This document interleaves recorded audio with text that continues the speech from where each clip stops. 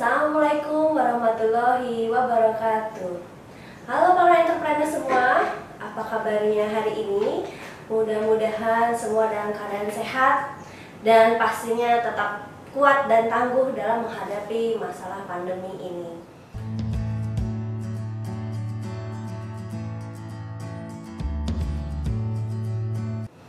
Kembali lagi bersama saya Ivi Anggreni untuk membahas materi yang menurut saya cukup dibutuhkan di masa-masa sulit ini. Bagaimana membangun tim yang kuat dan solid bagi para wirausaha. Sebelum masuk ke materi hari ini, pertama-tama saya ingin menanyakan kepada para wirausaha semua, apakah Anda saat ini mau naik kelas ataupun mau bertahan dalam masa pandemi yang sulit ini? Ada sebuah peribahasa yang menyampaikan bahwa if you want to go fast, go alone, but if you want to go far, go together. Jadi di peribahasa ini sangat penting apabila kita memiliki tim untuk sama-sama bisa pergi lebih jauh atau berkembang lebih panjang. Jadi tanyakan dulu kepada diri Anda, apakah Anda mau naik kelas? Dan apakah untuk naik kelas itu dibutuhkan tim? Dan di kondisi saat ini, apakah Anda merasa tenaga Anda sangat terkuras dan kewalahan dengan segala aktivitas bisnis yang Anda lakukan? Pentingkah Anda memiliki tim dalam bidang keuangan, pemasaran, dan lain sebagainya? Maka jawabannya, membangun tim menjadi suatu keharusan atau suatu kewajiban. Karena dengan membangun tim, segala permasalahan yang ada di bisnis Anda akan bisa terselesaikan secara bersama-sama, tidak dengan cara single fighter. Karena kita semua tahu bahwa menjadi single fighter itu akan sangat sulit karena kita memiliki keterbatasan bagaimana memanajemen waktu hanya 24 jam untuk hanya khusus membangun bisnis. Itu tidak memungkinkan. Kita juga memiliki keterbatasan waktu dalam mengurus bisnis dan juga harus mengurus keluarga dan yang lain sebagainya. Jadi, membangun tim itu menjadi tambahan tenaga buat kita agar kita bisa berpikir lebih jernih, menyusun strategi-strategi bisnis yang ada, dan tim kita yang akan mengimplementasikan strategi tersebut sehingga kita bisa melakukan perjalanan panjang yang akan mencapai kesuksesan di dalam bisnis Anda.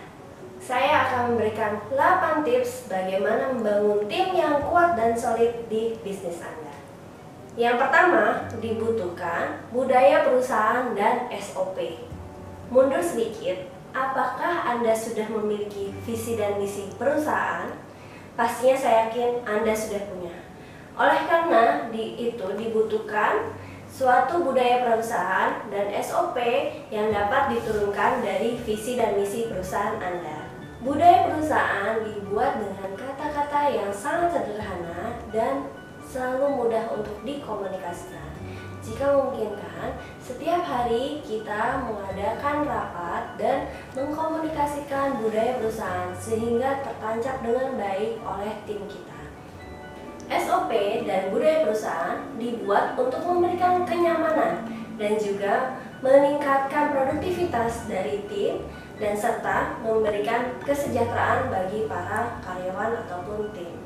Tips yang kedua, membuat suatu formula tim agar bisa direplikasikan. Sebagai contoh, di bagian sales kita membuat suatu formula atau SOP bahwa tim sales akan melakukan hal yang ditentukan dalam SOP tersebut sehingga mudah diaplikasikan oleh tim sales melakukan pemasaran atau penjualan produk.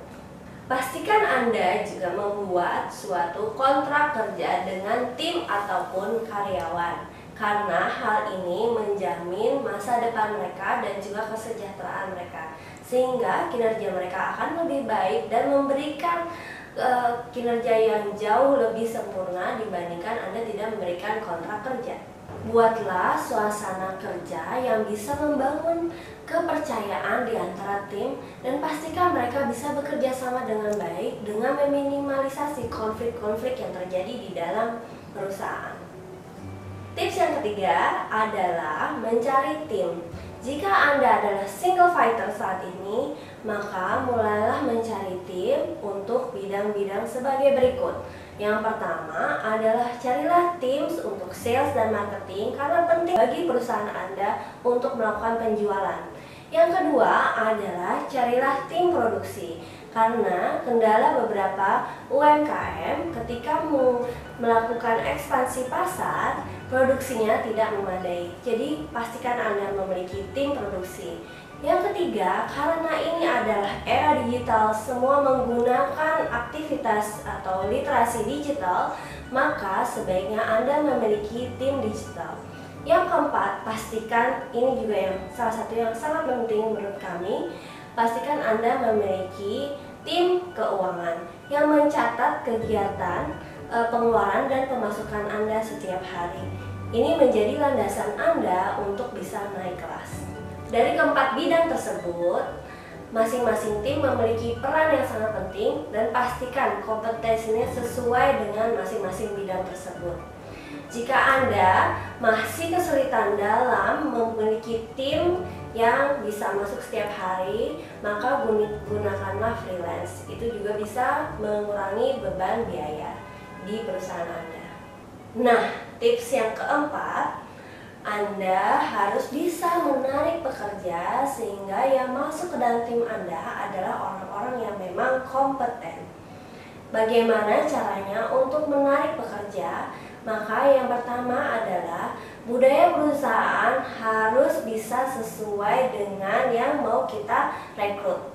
Misalnya budaya perusahaannya bisa fleksibel dalam bekerja, terutama di masa pandemi ini, pastinya orang sangat menyukai untuk bekerja secara fleksibel, tetapi pastikan semua target yang ingin dicapai harus selesai. Anda juga wajib memberitahukan atau mengkomunikasikan ataupun mensosialisasikan bahwa tim yang saat ini sudah ada sifat-sifatnya seperti apa. Jika diketahui bahwa sifat-sifatnya menyenangkan, sesuai dengan visi misi mereka, sesuai dengan karakter mereka, otomatis para pekerja yang kompetensial ini mau bergabung dengan perusahaan Anda. Selain itu, potensi perusahaan juga perlu Anda komunikasikan. Jadi, Anda memberikan definisi yang jelas, step-step apa yang akan bisa dicapai dari perusahaan Anda di masa depan. Tips yang kelima, jadi Anda juga harus memilih kandidat yang memang sesuai dengan kebutuhan perusahaan Anda. Anda harus melakukan evaluasi yang detail apakah kandidat tersebut memang cocok dengan bidang yang Anda cari saat ini. Sebagai contoh, untuk bagian finance, sebaiknya Anda mencari lulusan-lulusan SMK yang memang dalam bidang finansial, yang paham tentang finansial. Bagaimana minimal mencatat debit dan kredit, karena yang mengatur strategi finansial Anda adalah Anda sendiri. Mereka hanya bertugas untuk memberikan pencatatan keuangan. Perlu juga dicatat bahwa kemungkinan besar Anda tidak akan mendapatkan kandidat yang benar-benar sempurna. Yang pertama kali harus diperhatikan adalah karakternya.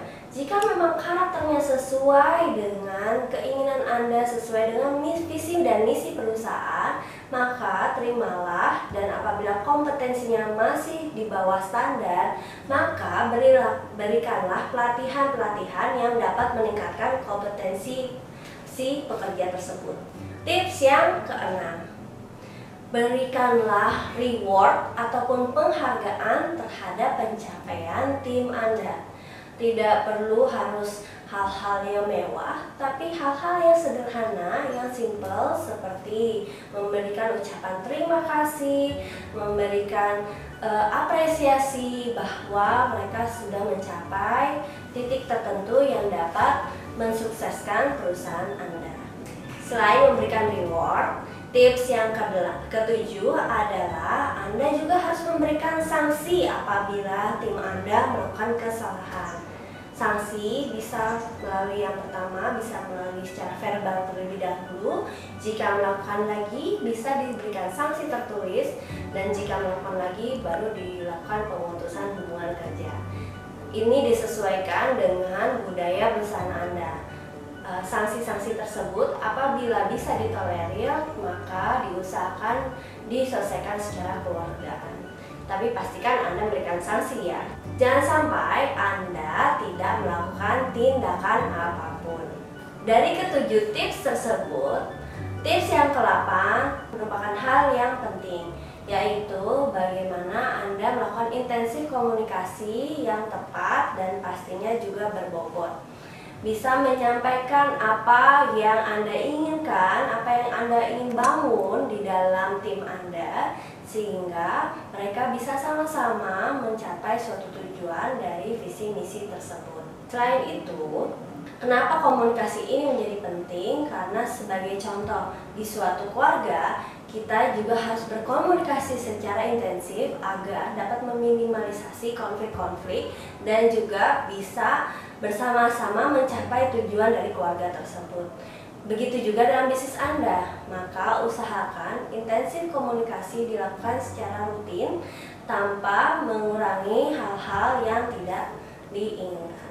Demikian 8 tips bagaimana membangun tim yang kuat dan solid bagi para wirausaha.